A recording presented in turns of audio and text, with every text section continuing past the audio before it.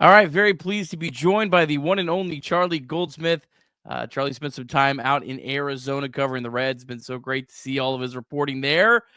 Charlie, I'll start off with the most generic question that it feels like it's a requirement to ask this time of year. How's the overall vibes out in Arizona? Obviously, Terry Francona, much different culture shock. I don't know if that's the right word.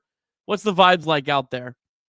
Yeah, kind of one of the buzzwords had been a faster, more efficient practice, a faster, more efficient work day. You feel that it's very much we need to do X, Y, and Z to win. There's a lot of trust in Francona that, he knows what winning baseball looks like. He knows the drills you do in February to win. There was a lot in buy-in immediately from that. So that's been the overall theme that ties into some, I don't want to call it seriousness, but kind of a seriousness, edginess. I don't like that word either because I think that can be overblown, but it feels like a more mature group, a group that took very seriously and very personally some individual and some collective struggles last year. And probably most importantly, a group that was very, very, very willing to buy in to some real tangible changes to correct a lot of what went wrong last year and trusting Francona's vision to get them there. How fun is it to talk with Terry Francona? I mean, he's just a storyteller. He's a storyteller. He's in a good way, a showman. Also like very, very, very down to earth. David Bell wasn't like this at all, but there are some managers who are very much up on the mountaintop, and that's not Terry Francona at all. And again, David Bell wasn't up on the mountaintop at all, but Francona is just so approachable, so down to earth, so easygoing, so easy to talk to. He'll talk to a reporter, a training guy, security guy working the facility in Goodyear, the back of the roster, infielder trying to make the team. And he's got real fun stuff to say, and it's a back and forth. He's funny. He makes that, he works that into a lot of conversations, and he's just a really bright presence. That's, it's funny. Like, you don't know what to expect. You think you know what to expect, but he really is the real deal. Well, it's kind of like turned into like this, Terry Francona is so different than David Bell. And I think the point people are missing, what you were kind of making there, is Tito's different than any other manager, like any of the opposing managers on any other team. Right. He's nothing there. He's one of a kind.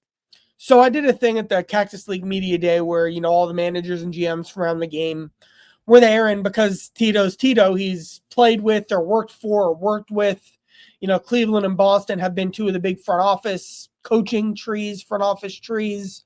And then guys who played for Tito or he played with Ron Washington and Bud Black. And I've truly never seen people light up the way they light up when they talk about Terry Francona. Like, and I'll interject this too now. I know what you're saying at home. Does this mean they're going to win more? I don't know. I asked Nick Kroll, what's the biggest way hiring Terry Francona leads to wins and losses?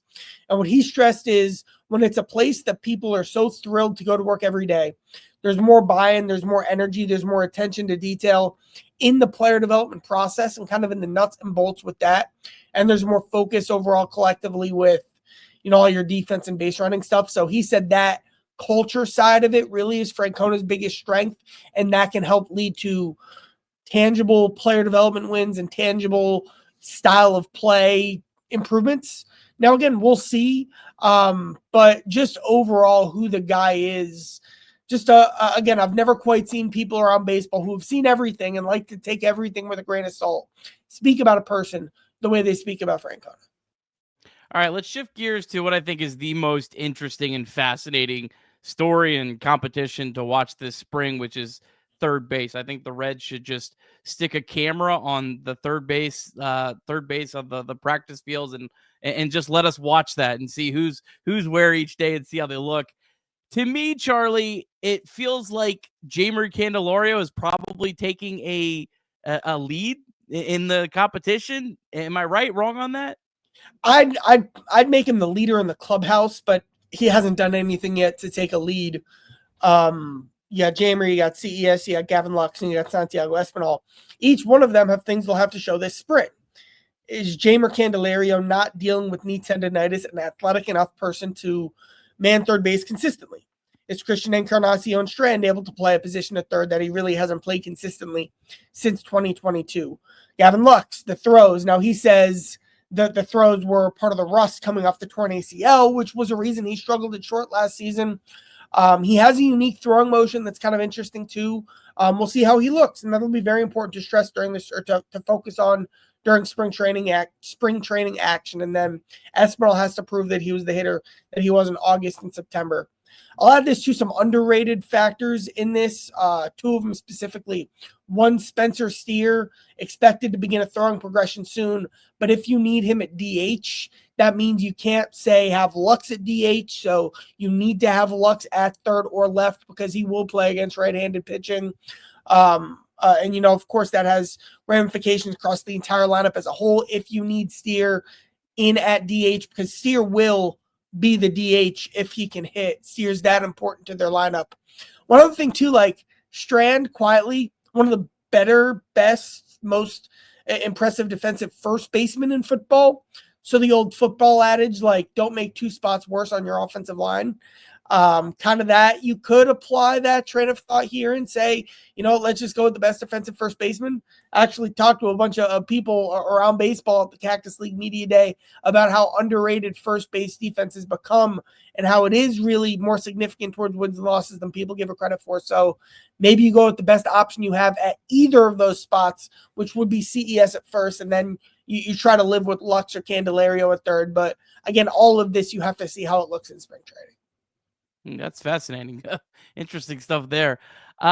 Today, as Sunday, people listen to this on Monday, but Terry Francona essentially, I think, anointed Nick Martinez as officially a starter. Said, quote, I think we certainly view him as a starter. I know there's some versatility there. Assuming that he is an actual starter, that kind of really limits the spots here because you have Hunter Greene, who obviously is a lock. Brady Singer is obviously a lock. I think Nick Lodolo is a lock, unless I'm off there. So that really leaves one spot. How do you see this rotation shaking out? So real quick on Nick Martinez, and you saw me looking down at my phone here. I was pulling up some notes. Last year, Martinez ranked 16th in all of baseball in pitching WAR. Even though he was in the bullpen for about half the year, he still ranked 80th in innings pitched. Only 11 guys in MLB threw more innings than Martinez last year and also had a better ERA than him. So, and like this whole newsletter that I put together, Nick Martinez quietly was like a very, very good starter and is worth the $21 million that the Reds are pitching him. Specifically, when you look at what some of these veteran starting pitchers were getting on the free agent market. So, I felt like it was something we already knew. Nick Martinez was going to be in the Reds rotation.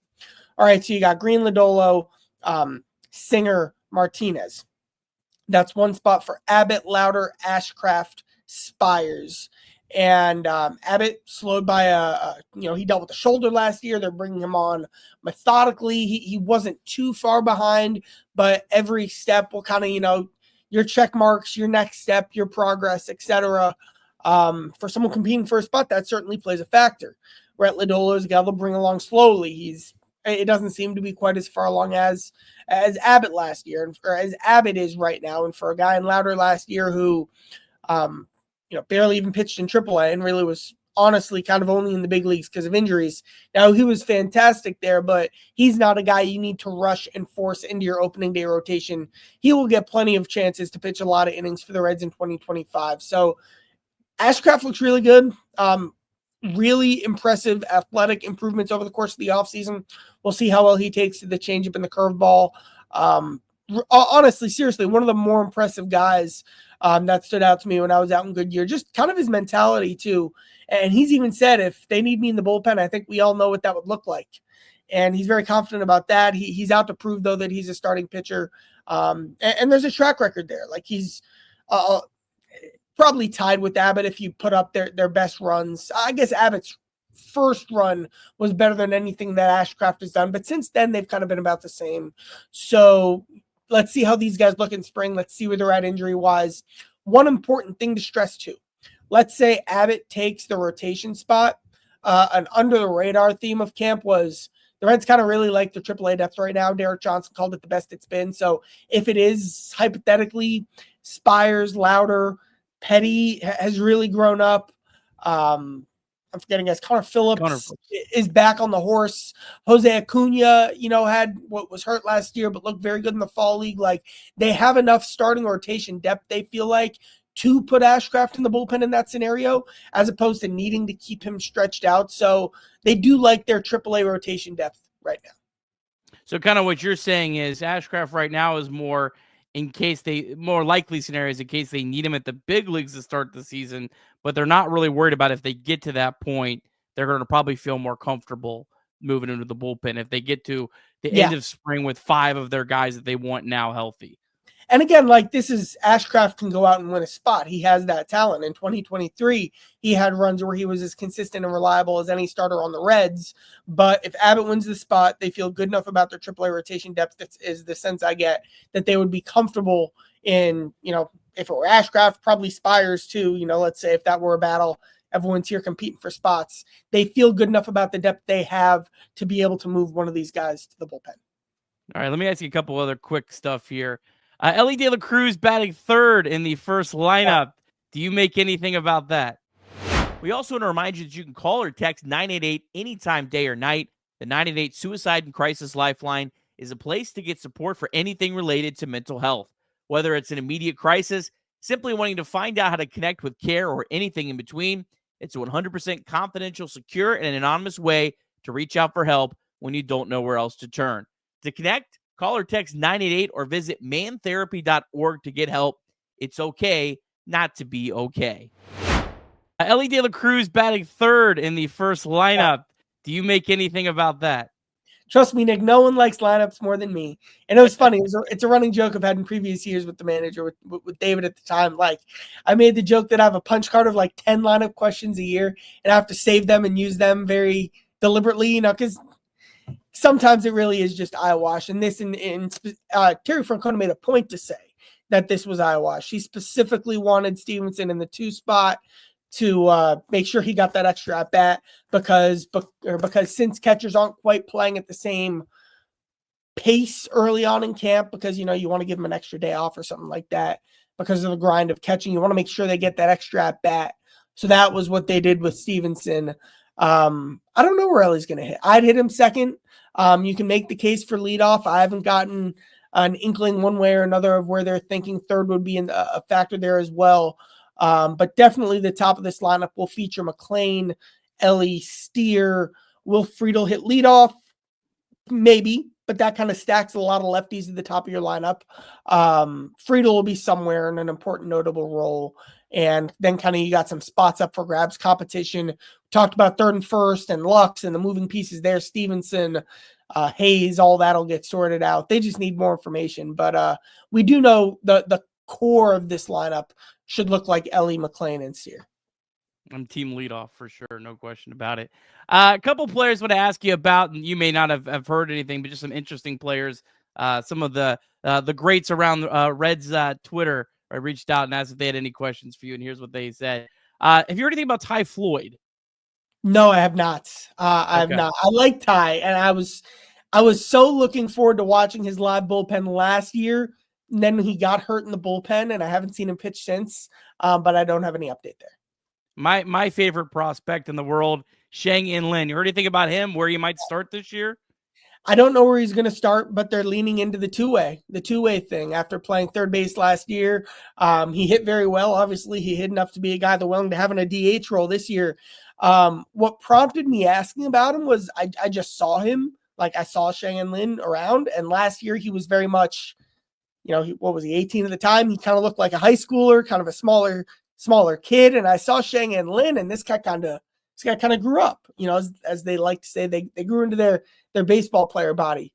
And then that led to me asking. They were so impressed by what they saw in Instructs pitching. They're seeing what he looks like in a two-way role. But we'll pull some strings. One of the TV games they have, get him on the roster for just one of the TV games. That's all I ask. I want to see him on an actual camera, not some camera that's 8 miles away from the stadium. Arnaldo Lantiga, the guy the Reds got to help the Dodgers get Sasaki. Anything on him? I didn't get eyes on him. I like the move. It was one of the Reds' more savvy moves. I didn't get eyes on him, though. Definitely intrigued. Okay, and I'm going to ask you to speculate here because I don't think there's any news on this. Chase Burns, if you had to guess, where do you think he starts the season? I mean, the Rhett Ladder plan makes sense. One of my favorite guys to talk to is Austin Wynns, and I talked to Austin Wynns for a while the other day about their pitching prospects, and he absolutely was blown away by Chase Burns. Even talking about some cliches like the pop of his mitt with the fastball, but then he said he threw a splitter, which kind of seems new, and he was blown away by that off-speed pitch as well. So Burns, I paid very, very close attention to his live BP the other day, and I mean, he has that. I'm not comparing him to Hunter. He has that athletic, big power presence that Hunter Greene has on the mound, and of course the fastball and the slider that it's all based around as well. So I'm not comparing him to Hunter, but that was a very impressive first impression I got of Chase Burns. If they did start him down in Dayton, do you think you take any sort of slight with that, just given that Paul Skeens started in AAA last year? I don't think. I mean, he just look at Rhett. He and Rhett are close, and it's very clear that Burns is on a similar fast track. I'll stress again that when I talked to Rhett about his big league debut last year, he was like, and of course there was the injury situation. Like I think maybe it even went a little faster than Rhett expected. And again, he was ready for it. He was fine. What a 6-game stretch that he had in the big leagues. But there is absolutely nothing wrong with letting these guys get comfortable, get some innings under their belt, having them work with pitching coaches you feel very confident with based on the level they're at. Tangent, and Chattanooga could be pretty good this year. Because if you take the Dayton team from last year with a full year of Sal Stewart, who, by the way, like Sal Stewart, it's happening. Like, start talking about Sal Stewart. He's not Elly. It's the most encouraging vibe I sense about a prospect since Elly. Wow. McLean's different because we all knew what McLean was, and he just kind of grew up to the big leagues. But Steer kind of broke out in the big leagues. More buzz than CES and Marte is the vibe I'm getting. Like Stewart's happening. So that you put Burns on that team, maybe Arroyo starts the year in AA. I mean, that is a stacked Chattanooga Lookouts team. Yeah, Chattanooga certainly deserves it after the year they had to watch last year. All right, last thing, and I promise I'm done. I asked you this last year, and you gave such a good answer. I have to ask you this. Who's the sneaky player to watch that no one is talking about that could either make the roster or be a real impact at some point in the season? Pulling up the depth chart. Quietly, like if an infielder got hurt and they needed someone, Tyler Callahan. He's just a sound, aggressive, fluid hitter. Now what position he plays and whether or not he can stay healthy, that'll be really important. Gavin Lux, I mentioned, I mean, they traded for Gavin Lux, and he was their biggest improvement they made to fix the offense. Like, they needed to get better offensively, and they traded for Gavin Lux. So he'll get every opportunity. Of course, he's probably more prominent than the type of guys you're asking for. Bowman's a gamer. It's kind of hard, though, to have multiple kind of utility, speed, defense guys. Is he redundant with Espinal and Fairchild? Maybe, but he's getting a close look this spring. Chase Petty. So Wins, speaking of Wins works out with Sonny Gray, and he said that Gray needs to talk to Petty for some advice because the stuff was spookily similar. And now, of course, Gray is one of the smartest pitchers in baseball, and that's such a huge part of what he does as well. But the way Petty mixes 5 pitches and, what does Sonny say? Use the entire zone, with pitches going all sorts of ways. Petty kind of has that, and he really grew up as well, had a very productive offseason. And Stomont. I like Stomont, man. The kid at 98 today. Stomont, of course, I guess an injury would have to happen, or if Ashcraft makes the rotation, Stomont's a sneaky guy to give them, again, not Lucas Sims, but that Lucas Sims type power fastball plus slider coming out of the bullpen. Fascinating guy. Petty is similar to Sonny Gray since they were traded for each other. I mentioned that to Austin. Yeah. That's wild. All right. Well, Charlie, I want you to just take a second. Tell everyone what you're up to and where they can find all your work. I'm going to link it in the episode notes and everything below. But tell everyone what you're doing, what your plans are. Well, thanks. Charlie's Chalkboard newsletter coming out very regularly over the course of the week. Analysis, breakdowns, all these kind of conversations in writing form Really excited about the community we're building there. You can subscribe to that on charlieschalkboard.substack.com. And then I've got some bigger picture, wider lens, deep dive features, big feature on Elly, Q&A with Nick Kroll. That'll come out early this week. All that kind of stuff. That'll be with Cincinnati Magazine. So you can find that on my Twitter. You can go to CincinnatiMagazine.com. That's a place you can find some of my deeper dives. All right. Awesome. Very good. Well, appreciate it, Charlie. Thanks so much for your time, and we'll talk again soon. Thanks, Nick.